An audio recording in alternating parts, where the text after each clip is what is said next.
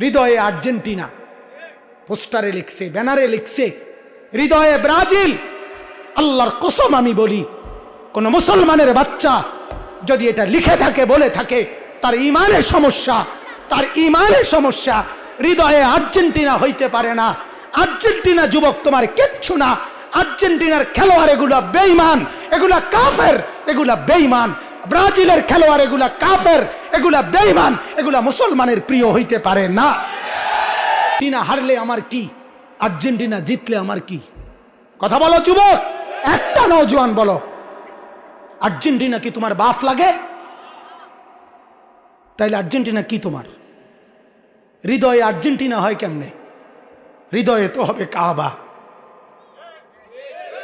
হৃদয়ে হবে মদিনা, হৃদয়ে আল্লাহ, হৃদয়ে মুহাম্মাদুর রাসূলুল্লাহ সাল্লাল্লাহু আলাইহি ওয়াসাল্লাম।